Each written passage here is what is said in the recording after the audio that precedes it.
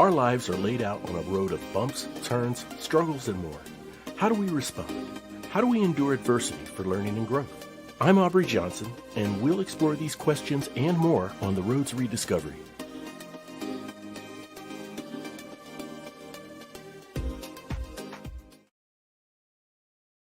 Hello, everyone, and welcome to another episode of the Road to Rediscovery.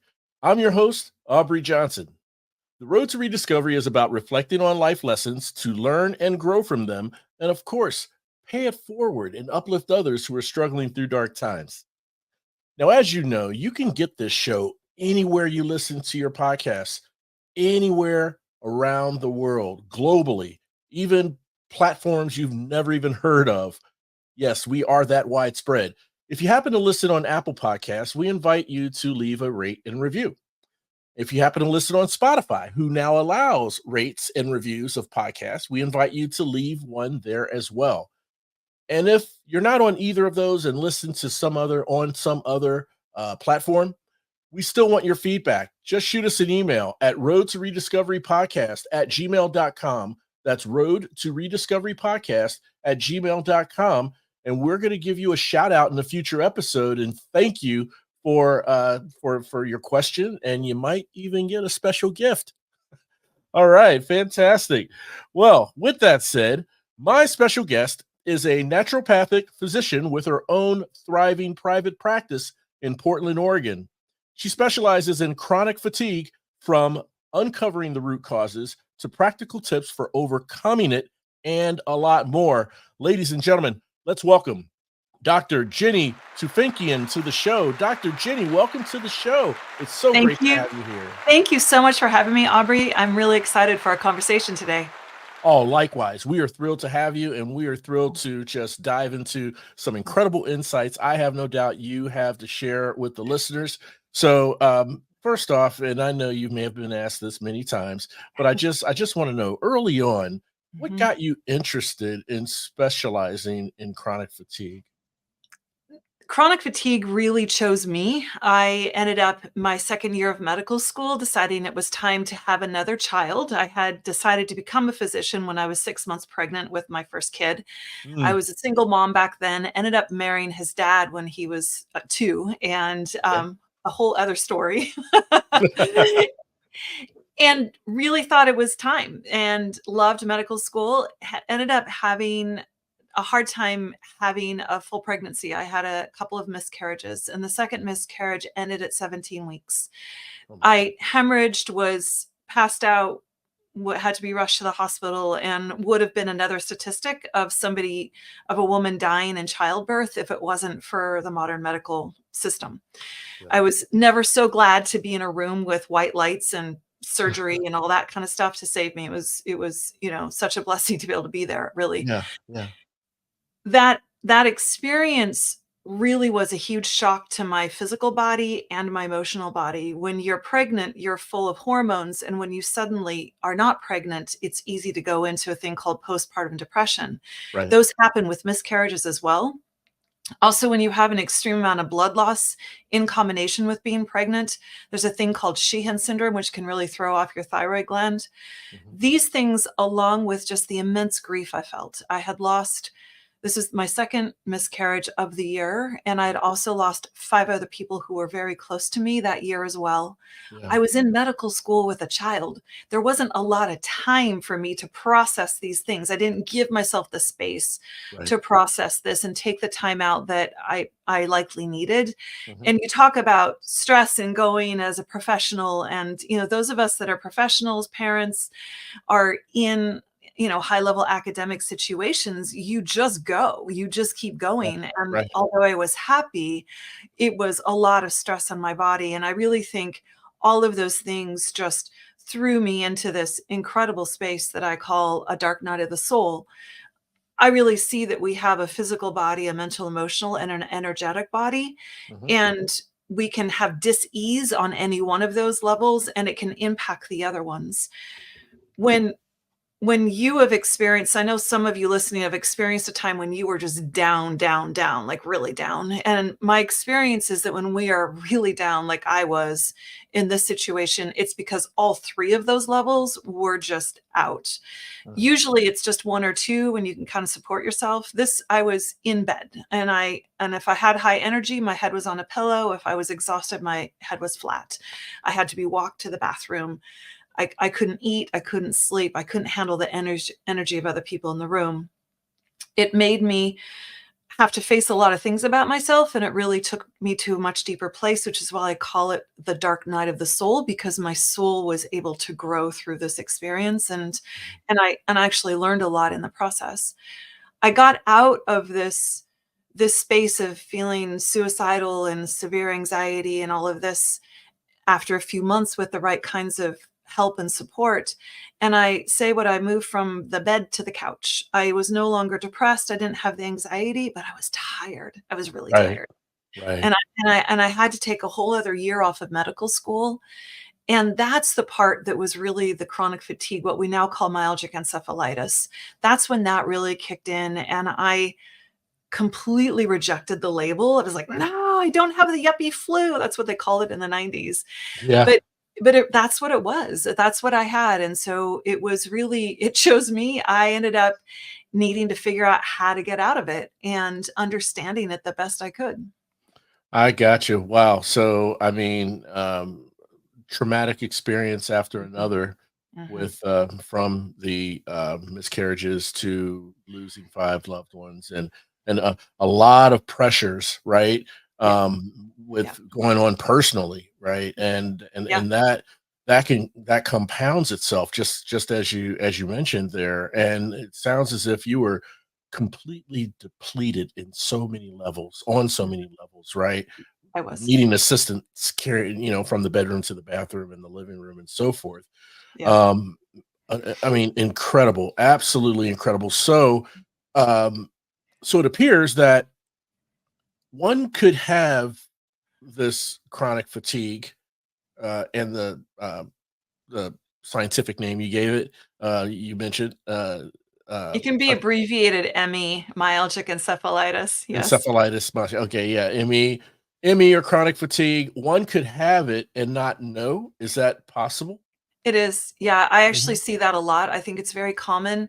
It's extremely underdiagnosed Yeah, because we don't have a test to measure if somebody has it or not, yeah, and because the symptoms are kind of a diagnosis of exclusion, a doctor has to go through and say, "Do you have anemia? Do you have cancer? Do you have this? Do you have that?" before we get to this diagnosis. sure, sure. It's often missed, and I think also because the main symptom is you're tired. A lot of us, a lot of people walk around tired and they just think, oh, they blame themselves. It's like, oh, if I just made it to the gym, or if I just Yeah, stopped eating pizza, or if I yeah, just went to bed, or if I just did this or that, yeah, then I wouldn't be so tired. So it's my fault. And they don't think about it as being actually something where their body is in severe dysregulation yes. and you need help. Oh, 100%, 100%. Mhm, Just as you were mentioning that, Dr. Jenny, I had a thought of, mhm, for myself, this was, oh my goodness, this was December of 2020. mhm. And for ever since the end of October to the end of December, I was just completely winded. I could barely, walk from one corner of our street block to the other, Mhm. and even just putting on my clothes, I would just get so winded, and it would take me a long time to recover my breath. And I thought, oh, I'm just out of shape. Mhm. I felt a little tired, not so tired, but then just really winded Mhm. and then I had to get past that guilt after I found out that Right. I had bilateral pulmonary embolisms, and the Wow. blood clots were on all over my Oh both sides my of my gosh. yeah, my lungs, right? And Wow. the emergency room said, "We don't even know how you hopped in your truck and drove here and walked across the parking Wow. lot. We gotta get you Right. to the hospital." And so, I mean, talk Yes. about not knowing you have something and something Um, that's highly irregular with your body, right. right? Yeah, I just really hope everybody who's listening is really hearing this. It's so Yeah. easy to dismiss. We're so good at survival. We're so wired Yes. for it. And I Yes. think the more that we have taken on in terms of responsibility in the world Yes. as parents or professionals, we're just kind of more and more used to being like, oh, I can cope. And those of us that are really good at holding a lot for other people, we tend to be the ones that are most likely to kind of dismiss our symptoms or put our needs, I'll deal with that later. That's a perfect example. I'm so glad you went to the hospital.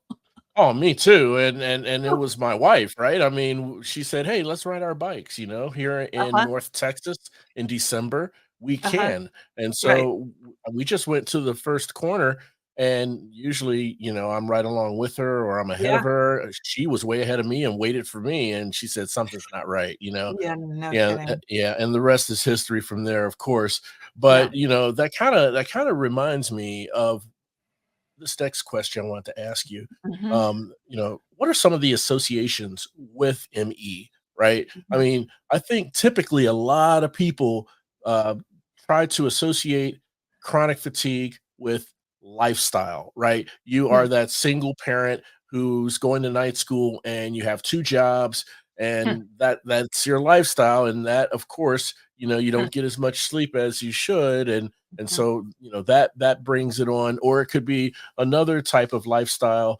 But as typical as that may sound, are there other associations with chronic fatigue that's not necessarily a type of way you're living? I guess Hmm. is what I'm asking. So it sounds like what you're asking me is what are some of the things that we think bring it on and make somebody more susceptible, one person more susceptible than another person? Is that what you're asking? Is that what That's you're right. wondering? Yes. Yeah, it's a good question. And I think that the list is pretty long. And I don't think there's 100% scientific agreement as to what can bring it on. I can Okay. tell you what from reading hundreds and hundreds and hundreds of research papers at this point Yeah. and studying this deeply for a couple decades and watching as the new literature comes, and then Mhm. from all of the people that I have worked with and myself, I would say there are a number of what I really look at are the health foundations that we all have to have in good shape. They literally are foundations of our health. Yeah. Things like digestion and detoxification, Right. your daily rhythm and your sleep, Yeah. your movement and your breath, Mhm, your mhm. mindset and your spirit. And the fifth one that I added in after the pandemic, which is connection to yourself, to community, to your higher self, to whatever else it is that you find energetically valuable for you. Those things are so central to being a healthy human being, a healthy body, that those having those foundations undermined is literally like having a building without a strong foundation or one that's rotting. It's very hard for you to withstand challenges. It's hard for you to be resilient. It's hard for you to do well. And so when I look at the times that I've been really ill, I can point to those health foundations as being dysregulated. And when my patients or clients come in and we're talking, that's one of the first things that I'm asking about, because it helps us understand why it is that you got to where you are here, why you got this myalgic encephalitis or long COVID, Yeah. and what it is that you need to do to get out of it. So that's one thing, are those health foundations, super important. And then we look at the root causes, and there are five really key root causes that can be setups for people to get this pattern of Mhm, myalgic encephalitis or long COVID. mhm. And and those are really key in terms of why it is that you get this condition. I'll go ahead and go through those, and then you can tell me if this is answering your question, because if it's not, I totally want to answer your question. Oh, sure, sure. Yeah. Yeah. Yeah. So the five root causes, one of them is what I call the gateway root cause, where we're looking at this hormonal imbalance. And I call this the gateway because the hormone imbalance has to do with your stress response glands, your adrenal glands, your thyroid gland, and then your ovary or testes if you're male or female. And Sure. this is a triangle that has to work together. And when it gets dysregulated, it throws the whole body out of balance. And this triangle, if one is out of balance, the other ones will kind of get out of whack as well. Trying to recenter the body, they tend to kind of get uncentered. And I call it a gateway root cause because this is very common for people who are under a lot of stress. So like you said, you're working 2 jobs, you're in school, you've got kids. That's stress. It's very hard to get adequate sleep. It's going to throw off your circadian rhythm. It's going to create a situation where you have to have high cortisol levels, and you're going to throw off that whole stress response system. And that's going to become a setup for your body to become more vulnerable to some of the other root causes, such as infections. You can have a new infection, which is why the pandemic has led to this thing called long COVID, because infections are one of the root causes of this of myalgic encephalitis. Or you can have a reactivation of an old infection. You can have something that's been in your body but's been in remission, like Epstein-Barr virus, cytomegalovirus. There are lots of viruses that we carry, lots and lots of viruses in us. We don't even have names for all of them, but they can become reactivated when you're under stress.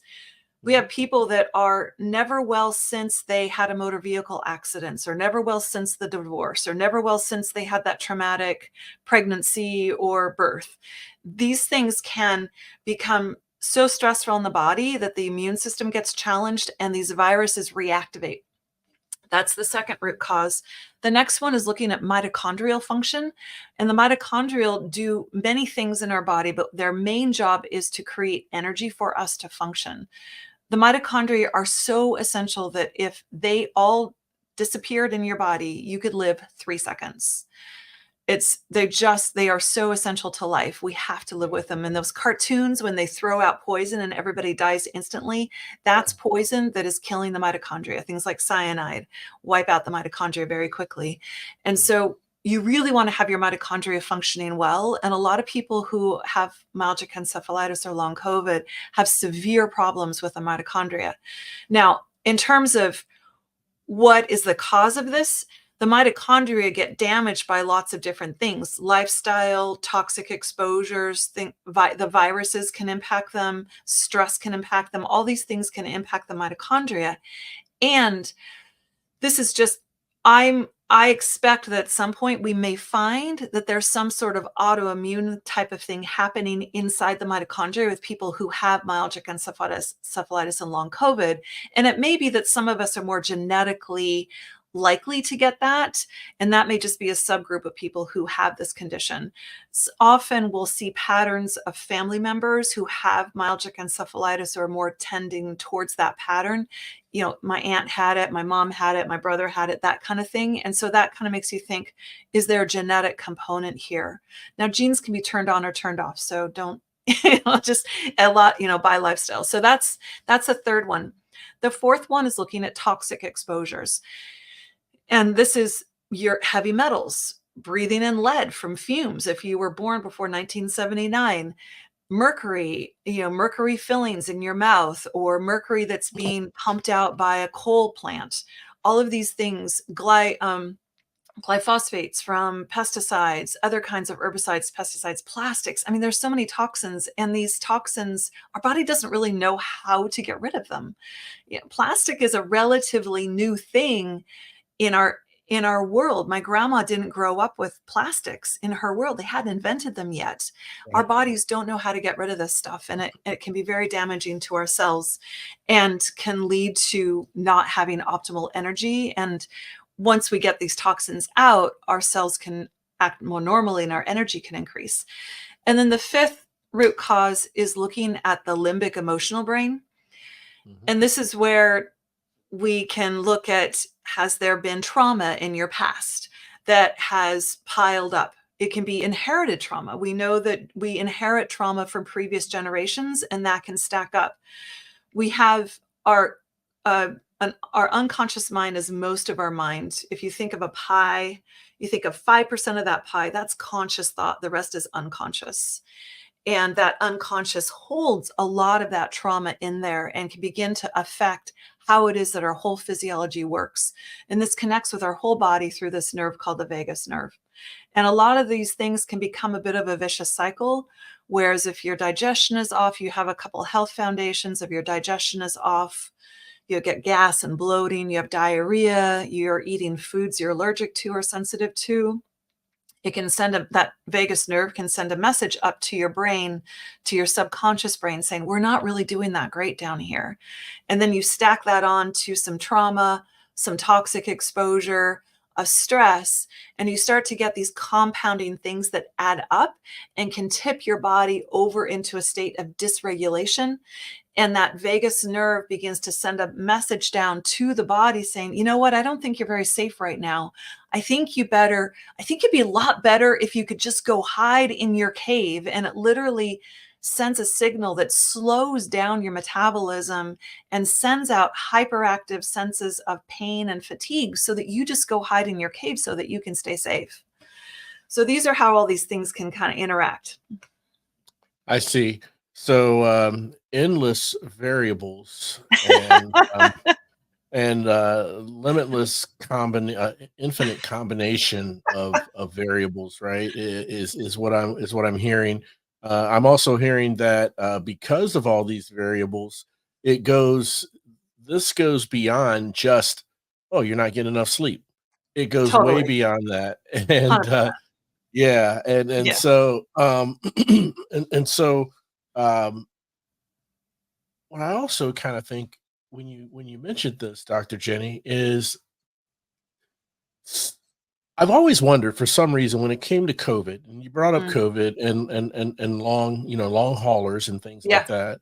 Um, you know, I've always wondered why were some more impacted with chronic fatigue Yeah. after getting over COVID than others. Yeah. Right. And the only thing I could think of from the highest level is because our holistic makeup is all different when you consider all the factors that Mm. you just mentioned for your holistic makeup that you explore before making a diagnosis like that.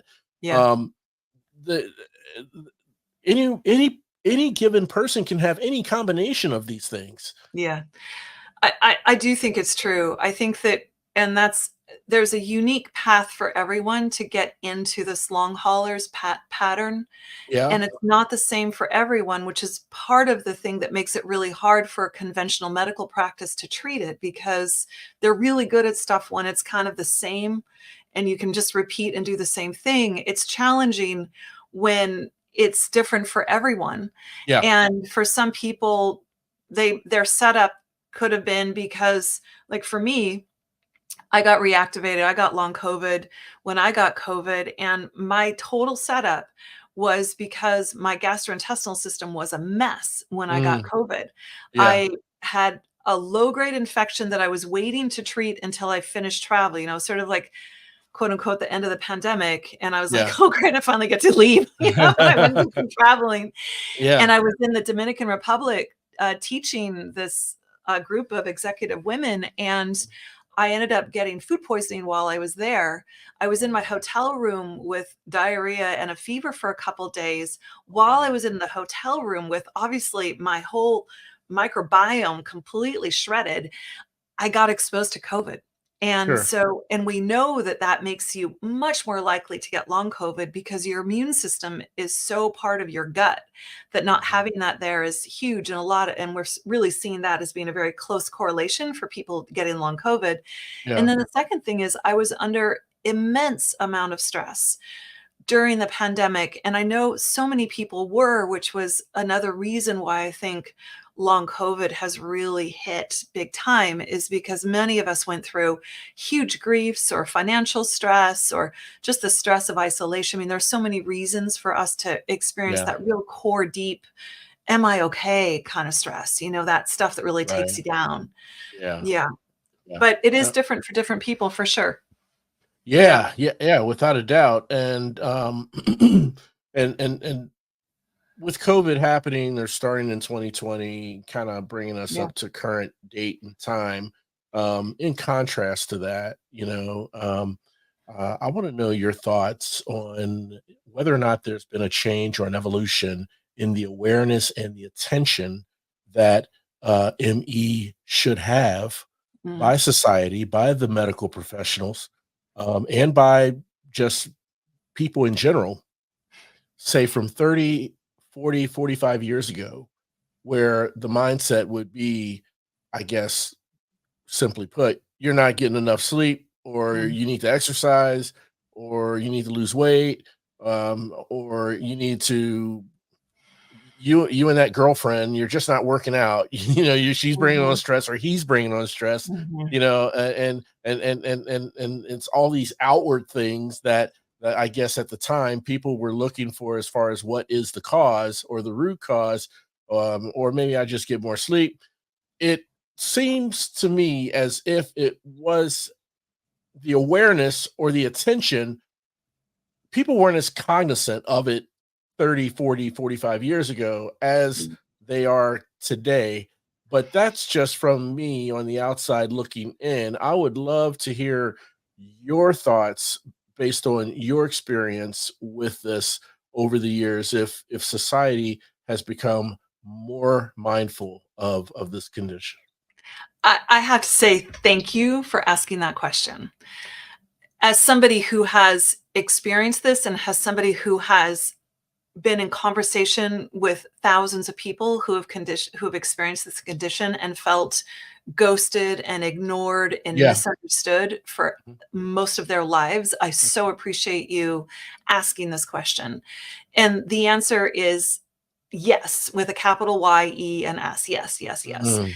And it has been, I'd say, the blessing of this second pandemic of the long COVID. I'm Yeah. sorry for it.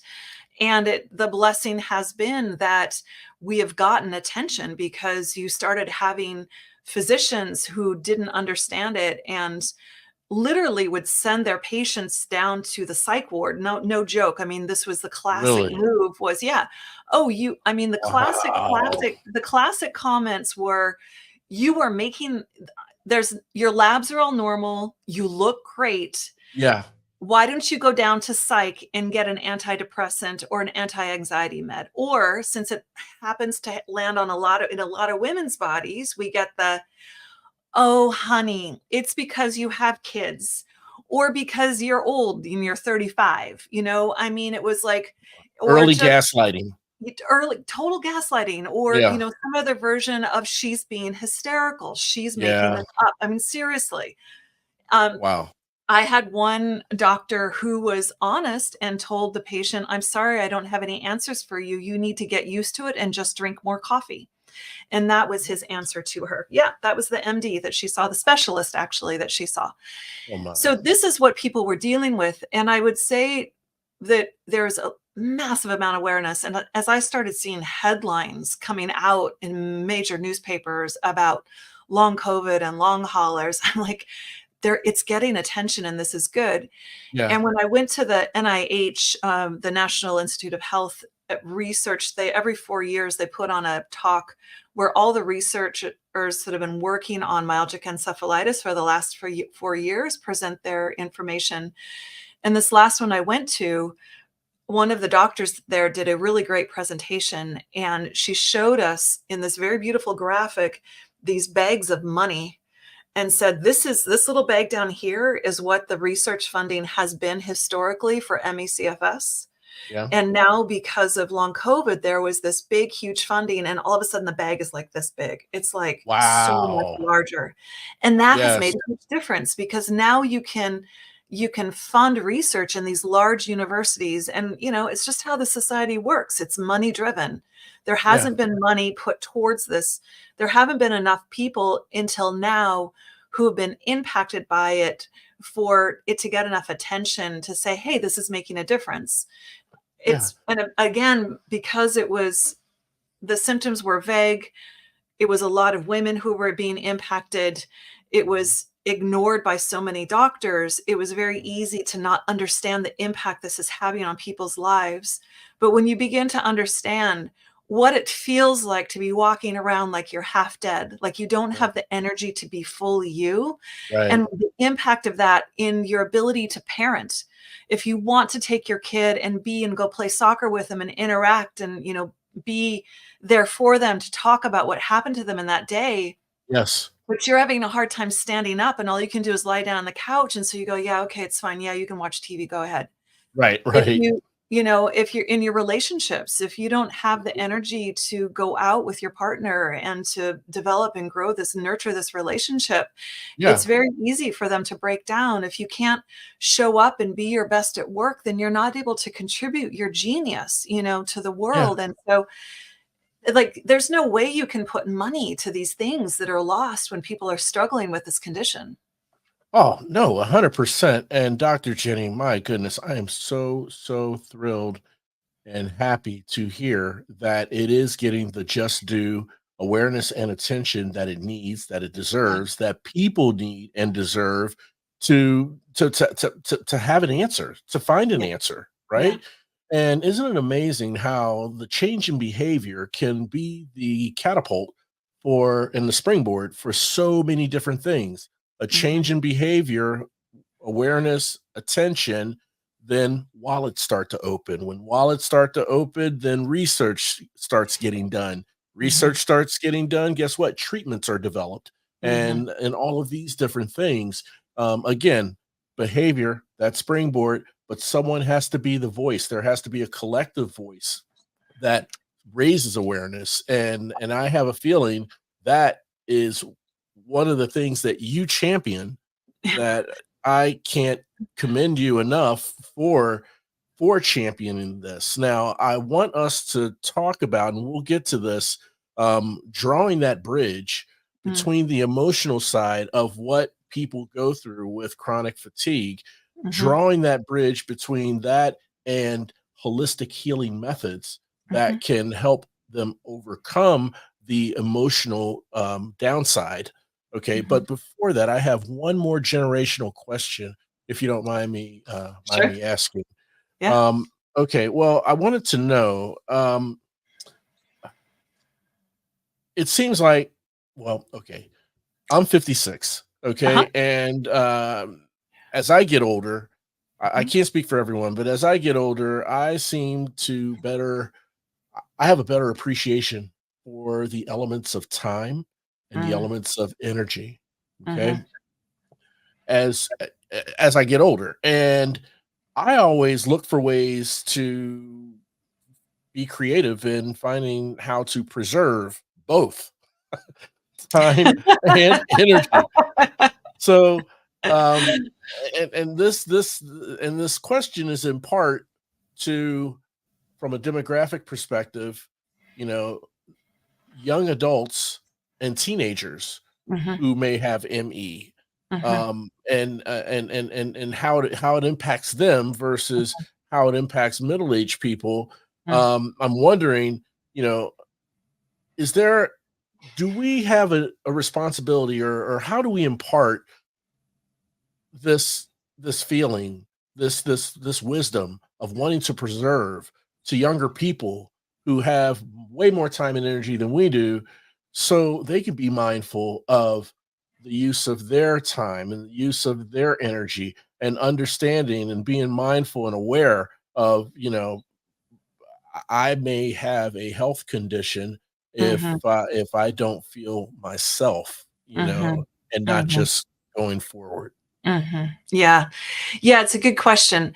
So, in terms of being able to convince people who are in their 20s and 30s who are feeling pretty healthy that they should pay attention to their health and not, be digging out those foundations. I think Yeah, that's hard. I sure had a hard time listening to people, and yeah, I dug out my foundations over and over again in terms of the choices I made both for fun and for my dreams of being a physician and being a sure. mom and all of that. And yet it's still a drum I beat every chance I get to talk to people and explain to them that, I talk to women who are going through perimenopause and menopause, and I know that I speak to, because I'm included in this pile of people, if I had paid more attention to my daily rhythm, to my sleep, to my stress management, to what I'm saying to myself consciously and unconsciously, as a 20-year-old and a 30-year-old, it would have made my perimenopause so much easier, Oh, because sure. that adrenal gland just gets so stressed out in the 20s and 30s. And then Yes. the 40s and 50s, when it starts to have taking over more, because you're not meant to be having kids at that age, it just doesn't have the juice, and it makes that ride so much bumpier. So, and that being one of the root causes, is that system being out. This is something that I try to impart on people in their 20s and their 30s, but sometimes I feel like it's just going like this. Right. Yeah. But but to your question, for those who are struggling and know that there's something, they're kind of that inkling that something's not right. Yeah. They see their friends, their college student friends, or their, friends at work, just being able to pull, stay up till 2 o'clock in the morning and be okay the next day, or Right. be able to work all day and go out at night and they're fine. And you find yourself canceling out of social events. You're doing what I call energy budgeting, either Yeah. consciously or unconsciously, where it's like, well, if I go to the party tonight, then I'm going to be trashed for the next couple of days. And I've got this thing I got to do tomorrow. So I'm just going to go home and go to bed and sit with my cat on the couch. If Yeah. you find yourself making these choices, then this really is a call for you to get a good workup to see what's going on. And the thing I want to tell everyone who's listening is, your body better than any physician. So Right. if you go in somewhere and something is not right, and you get told, oh my gosh, your lab values are so good. Oh, you have low blood pressure. Congratulations. You look so good. I wish I looked as good as you. If you get those kind of lines and you come out going, yeah, but I feel messed up inside. Right. Right. Believe yourself, and keep knocking on doors until you find the answers that you need, so that you can start addressing your health issues. Because, like, Aubrey, you and I know, like, this is a limited time journey. And the healthier that we are on this journey, the more satisfying it can be. Oh, And, yeah. once you don't, I've been really sick for many years of my life. And I can tell you that when you're sick, the only thing you want is your health. That's the only thing you want. You'd give up Right. everything to have your health, because you know that if you had your health, then you can have the relationships you want. You can have the work that you want. You can have the abundance that you want. All of that happens. It's Yes. really your health that's the most essential. So, 100%. yeah. Yeah. Yeah. No, 100%. And that's the basis of everything, right? I mean, Yeah. Yeah. uh, I can Yeah. retire at, say, 75 years old. And Mhm. if I have not taken care of my body, you know, 10, 15, 20, 30, 40, 50 years earlier, you know, it's like, how can I enjoy?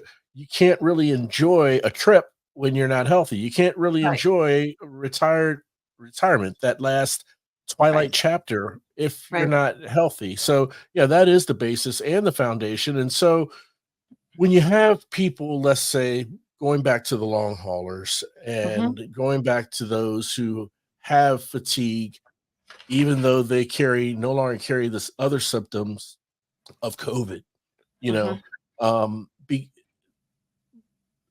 is there some sort of, I don't know, internal guilt or shame that they have for being so tired, so fatigued, not themselves, and really at an impasse of not knowing how to address this, how to cure this, and when it impacts you emotionally because you feel like you're a shadow of yourself from years ago, then that impacts how you interact with others. It Mhm. impacts how you Mhm. perform in your job.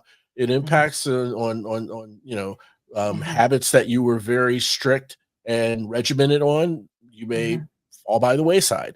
So Mhm. you know what type of healing practices can one do of the mind, the spirit, and the body that can help them overcome Mhm. this emotional anguish of the fatigue and hopefully in turn overcome the fatigue? Mhm. Yeah, it's a very astute question. So I would say to the first part of that, yes, there's a huge amount of shame and guilt that comes in for a lot of people who have this condition. Hmm.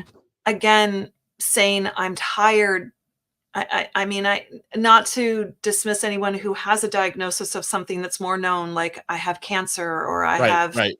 I broke my leg or something like that. Yeah, It's a known thing, and people come and bring you lasagna. If you say I have chronic fatigue, they don't they don't bring you lasagna, they don't get it, they don't understand it. If you yeah, say they say, "Well, what's your symptoms?" "Well, I'm really tired." Most people go, "Well, I'm really tired too." And so because there isn't a lot of understanding even still in the culture about how physiologic this condition really is and how devastating it is to your body and to you, it's very easy to feel like people are judging you and to judge yourself. And I think any of us, no matter what the situation, it's very easy to judge ourselves if we're not holding ourselves up to our expectations of right, how we want to be in terms of parenting, in terms of work. And so, yes, the right. shame and the guilt is definitely there. And of course, and to your answer of how do you work on this? Well, what is going to get triggered is based on what's in that unconscious mind of yours. If you think about that Mm, pie, and that 5% is conscious thought, the rest yes, is subconscious, unconscious. It's everything you've thought and felt and experienced from in utero to present. So what your mom was experiencing when she was pregnant with you, yeah, it's again that generational memory stuff can be in there. yeah, And we start layering things into that subconscious mind to interpret meaning. And if we grew up in a family where many of us did, where there was some kinds of trauma, where we didn't feel that we were worthy, where we didn't feel like we got enough love. I mean, this is just, it's endemic. We have not perfected parenthood and we have not perfected no, a healthy community culture. And so a yeah, lot of kids grow up before they're fully formed, just feeling like there's something wrong with them. And if you hold that belief, that unconscious belief that I'm not okay, there's something wrong with me, or I was bad because I stole the brownies and I got caught, it's like yeah, whatever the yeah, thing was, right? right, right. This tiny little innocent little kid thing. But Uh-huh. in our subconscious mind, it's like, I'm really bad. Dad was really angry with me. Then Yeah, it can, if you haven't worked on healing those pieces, this this sense of wow, I'm not good enough can go really deep. And well, it sure so can. in terms of your answering the question, what can you do? I think it depends on what you need and how deep these Okay. feelings are. So if you're experiencing a deep amount of shame, shame really comes in from some sort of belief or trauma that happened before you were fully in your frontal lobe, before you were 4 years old. Yeah, And that kind of work, I think, works best if you do some sort of subconscious work with somebody who is skilled and you trust and you feel really good working with. So whether it's EMDR, hypnosis, EFT, emotional freedom technique, tapping, something like that. I do a number of techniques with my clients where we do inner child work or parts work or tapping. I have multiple tools that I use for people when it feels appropriate for us to go in there. And honestly, this is a place where I have seen people make huge shifts with their health when they're stuck. Sometimes it's because there's an old pattern that once that can be seen and shifted, then it frees up the body to begin to experience itself in a whole new way. And you get out of this trauma loop that impacts that whole limbic brain. I think the other thing that I think is really important is that we're always having a little chitter chatter narrative thing that's going on in our head. I mean, are you aware of yours, Aubrey? very much so, very much You so. know?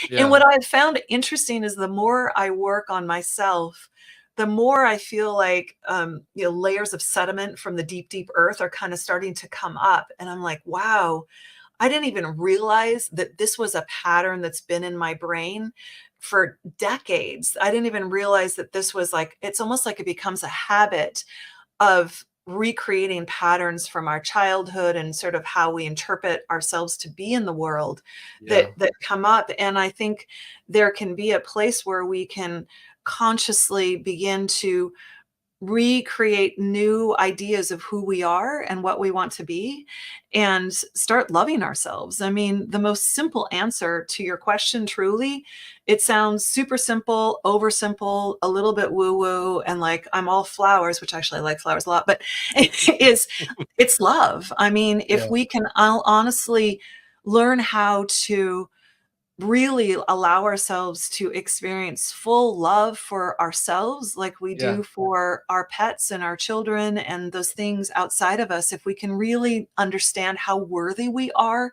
of Yeah. that love and let it in and feel it and receive it, they've literally tested how this shifts your physiology. This is has been scientifically proven that we have this huge energy field around our heart. And in heart math, they've scientifically measured this, and it can connect with the brain, and you can go into a coherence pattern. And when you're in the coherence pattern, when you're in this really healthy loop, then your whole physiology, your stress response goes into healing mode instead of reactivity mode, and you begin to normalize and you become much healthier in that state. Amazing. Absolutely amazing. Scientific fact. You heard it right here. Scientific fact. This aura of sorts Yeah, surrounding the heart, yeah, right? yeah, Yeah, when we connect with ourselves yeah, and discover love and yeah, understand that we are worthy right, and that we are adequate, um, it does that shift to healing mode. I find that fascinating, yeah. and I can understand why, because of the change in the mindset. Mhm. Whereas someone who has, say, for lack of a better term, doom and gloom mindset Yeah, right. could Yeah. could be more damaging, I would Yeah, suppose. exactly. Right. Yeah. Yeah. Very So it's interesting. really, yeah, yeah. And when you talk about that fifth health foundation of connection, we're such Yeah. social beings that a lot of times it's easier for us to get out of our kind of self-reflective negative state when we Yes. are out with other people. And if we're doing things where, if you go out dancing, or singing or something, where you're out with people, you're communing in some way, you're eating, whatever it Yes. is that brings you Yes. joy, then Yes. it's easier to start feeling, wow, I feel so good. My heart feels so, so full, and I get to give this person a hug and I mean it. And you Yes. can start to see, like, that's what we're talking about. That's that building that we're talking about. Right. And Yeah. Yeah. No, it totally is. It totally is. I mean, that's the energy, that's the vibe, and Mhm, spreading it from person to person. I mean, it just mhm. exponentially grows throughout It does. our Yeah. space, right? Our Yeah. environment. So, Yeah. Yeah. oh, Exactly. this is absolutely, Yeah. absolutely delightful conversation, Dr. Yeah. Jenny. How can the listeners follow you, connect with you, and learn more about the great work that you're doing in these discoveries and helping people with these types of discoveries? Yeah, the best thing is to go to my website, drjennycfsme.com. On Okay. there, you'll see a whole bunch of information that I share on there. There's a quiz. If you're interested in uncovering a root cause, you can check out the quiz. Hmm. On there are my different social media handles. You can check those out as well. Hmm. And I love hearing from you. You're certainly welcome to connect and reach out if you have questions. If you're interested in seeing if we're a good match to work together, there's a little application you can apply, and we can have a chat to see if it's a good fit. Fantastic. Well, all those links to the social media handles, the web address, all of that, we will definitely put in the episode show notes so that our listeners can click the links, connect with you, learn more about your great work while listening to this wonderful conversation. Dr. Jenny Tafinkian, it has been an absolute pleasure having you on the show. I really, really appreciate your insights. I hope we can stay in touch and maybe perhaps bring you back on the show sometime in the future if you'd be willing. Thank you, Aubrey. I would be honored to do that. It's been an absolute joy to talk with you as well. Thank you. Oh, absolutely. Absolutely. And I want to thank all of you. And you may feel like this at times, but in our daily struggles and adversities, we're not alone. And hope is always right around the corner. I humbly ask that you please share this show with someone you know, someone you love who needs inspiration, motivation, and support. We're all just roadies on this journey of life, but it sure feels good having you on the road with me. Thanks again for listening. We'll chat again soon. We really hope you enjoyed this episode of The Road to Rediscovery. We'd love to hear from you. Shoot us an email at roadtorediscoverypodcast@gmail.com and leave us any questions or comments you may have.